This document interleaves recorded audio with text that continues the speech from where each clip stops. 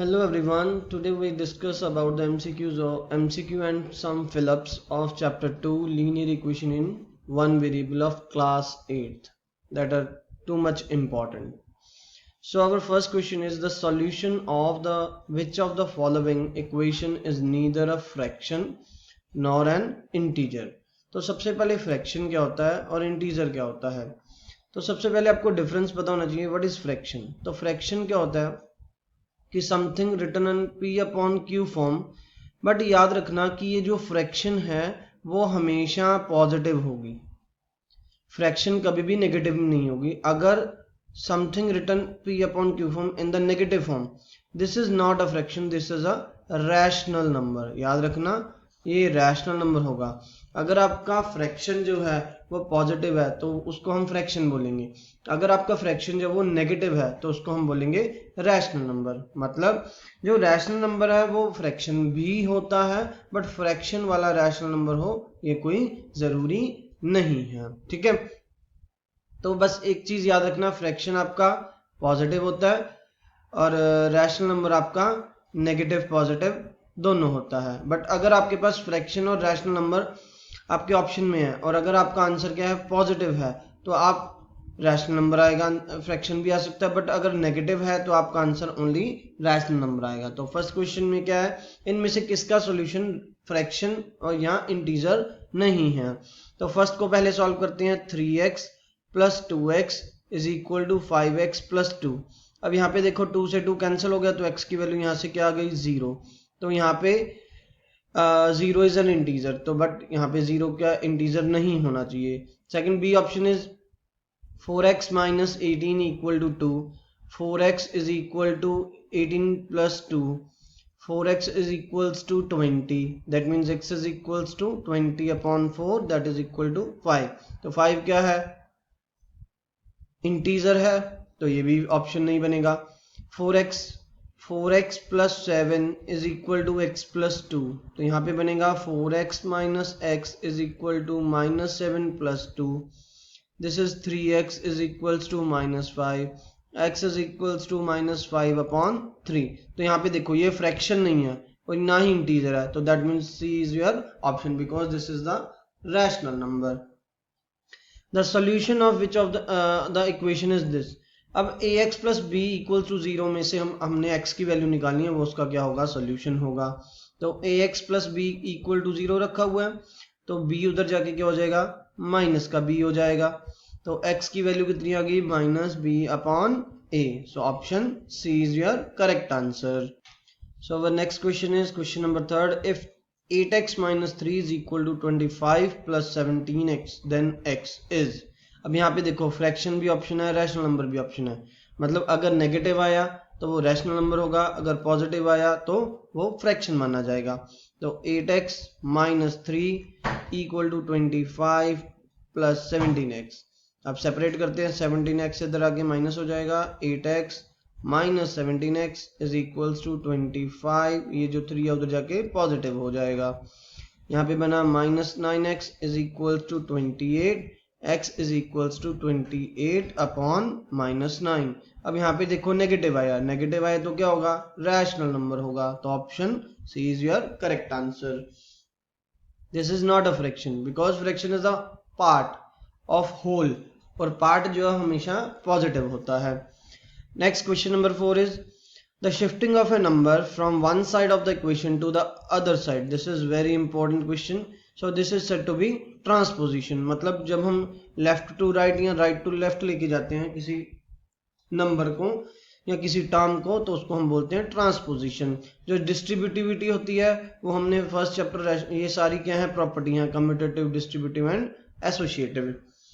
Next, if 5x upon 3 minus 4 is equal to 2x upon 5, हमने इसकी value निकालनी है तो पहले हमें x फाइंड आउट करना पड़ेगा.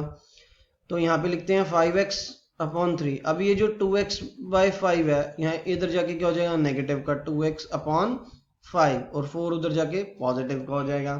अब यहाँ पे एलसीएम आया 15, we get 25x minus 6x is equals to 4. ये 15 जो उधर जाके मल्टीप्लाई हो जाएगा. 25 minus x that is 19x is equals to 15 4 जा 60, तो x की वैल्यू कितनी आ गई 60/19। तो ये तो x की वैल्यू आई है, ठीक है। हमने इसकी वैल्यू फाइंड आउट करनी है, तो यहाँ पे पुट करते हैं 2 मल्टीप्लाई 60/19 माइनस 7, तो यहाँ पे आएगा 120/19 माइनस 7/1, तो यहाँ पे एलसीएम आया 19, तो यहाँ पे आ जाएगा 120 माइनस 19 7 जा 133, तो हमें मिल गया -13/19। So this is the value of 2x minus 7, so we get option B. Now the next question is the value of x for which the expression this and this become equal. कौन सी value के लिए ये दोनों equal होंगे, तो हम इनको दोनों को इक्वल रख लेते हैं। तो यहाँ पे रखेंगे 2x + 1, तो यहाँ पे बनेगा 3x, ये 2x इधर आके माइनस हो जाएगा और ये 4 उधर जाके प्लस का हो जाएगा। We get here is x is equals to 4 + 1 5, तो x की वैल्यू कितनी आ गई 5। Clear. If a and b are positive integer, the solution of the equation ax equal to b has always। तब यहाँ पे देखो a और b क्या है, पॉजिटिव है दैट, बट उन्होंने ये नहीं बोला कि इक्वल होगा, हमें यही ऑप्शन में क्या दिया, पॉजिटिव नेगेटिव 1 तब होगा जब a और b इक्वल होंगे, 0 हो नहीं सकता क्योंकि दोनों पॉजिटिव हैं। तो यहाँ पे देखो जब दोनों नंबर पॉजिटिव है, अब यहाँ पे x की वैल्यू निकालते हैं, ax is equal to b, that means x is equals to b/a। अब यहाँ पे देखो ये भी पॉजिटिव का साइन है, ये भी पॉजिटिव का साइन है, तो पॉजिटिव पॉजिटिव क्या होता है, पॉजिटिव ही होता है, ठीक है। तो आंसर क्या आएगा, positive.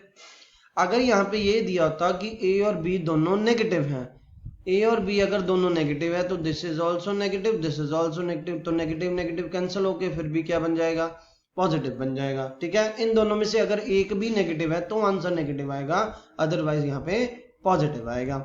Next question number 8 is the linear equation in one variable has.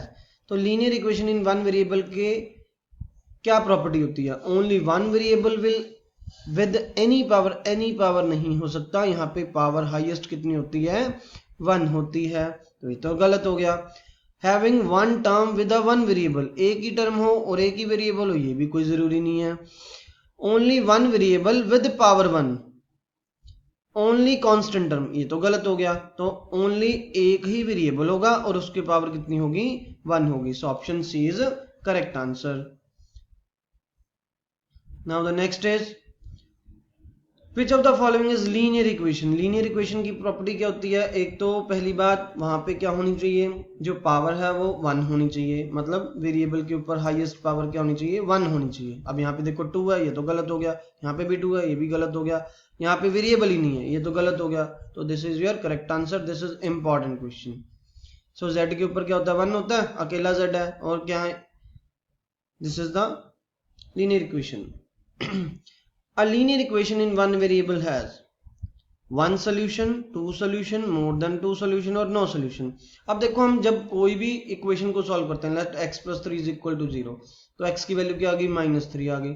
तो यहाँ पे देखो हम लीनियर इक्वेशन को जब सॉल्व करते हैं तो हमारे पास एक ही वैल्यू आती है, तो दैट मीन्स उसके कितने सॉल्यूशंस होंगे, only 1 solution.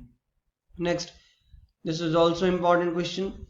Value of s की वैल्यू निकालनी है, तो s की वैल्यू क्या आएगी, 2/5 - 1/3, ये 1/3 उधर जाके सब्ट्रैक्ट हो जाएगा, तो यहाँ पे एलसीएम लेंगे, 3 2 = 6 -5, we get 1/15 is your answer, that is option B.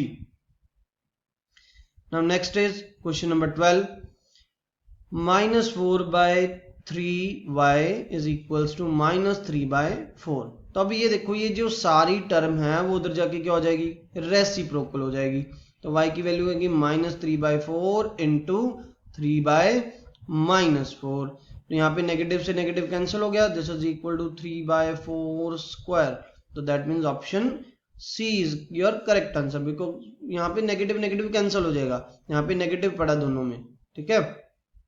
Now move to the fill ups. So the first fill up is in a linear equation the dash power of the variable appearing in the equation is 1। तो जब यहाँ पे देखो ये equation है, ठीक है, तो यहाँ पे हाईएस्ट पावर 1 होती है, तो यहाँ पे आंसर आएगा highest power is 1। This is also important question. The solution of this equation is, मतलब यहाँ से x की वैल्यू निकालनी है, तो यहाँ पे देखो ये 2x जो है वो लेफ्ट साइड पे शिफ्ट हो जाएगा, 4 जो है वो राइट साइड पे शिफ्ट हो जाएगा। 3x plus 2x is equal to 1 plus 4। 5x is equal to 5, x is equal to 5 upon 5 cancel हो गया, x की वैल्यू कितनी आ गई 1, so x is 1। Now the solution is, यहाँ पे भी सॉल्यूशन निकालना 2y। अब ये जो 5y है वो यहाँ पे आके क्या आ जाएगा minus 5y is equal to, अब यहाँ ध्यान रखना ये जो नेगेटिव है वो रिमूव नहीं होगा, वो 18 अपॉन 5 के आगे ही रहेगा। यहाँ पे क्या बचा minus 3y is equals to minus 18 upon 5, ये नेगेटिव नेगेटिव कैंसिल हो जाएगा। y is equal to 18 upon 5 और ये जो 3 है वो नीचे चला जाएगा, ये कैंसिल हो गया 6 पे, वी गेट 6 अपॉन 5, तो y की वैल्यू कितनी आ गई 6 upon 5। Any value of the variable which makes both side equal is said to be dash of the equation, तो वहां पे उसको बोलते हैं solution, मतलब जो चीज लेफ्ट और राइट को सेटिस्फाई कराए उसको क्या बोलते हैं सॉल्यूशन।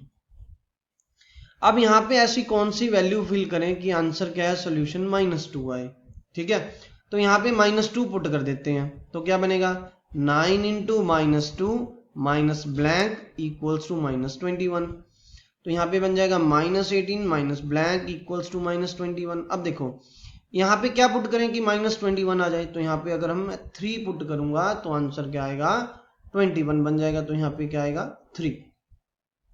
तो यहाँ पे चैप्टर 2 के फिलअप एंड MCQs कंप्लीट होते हैं।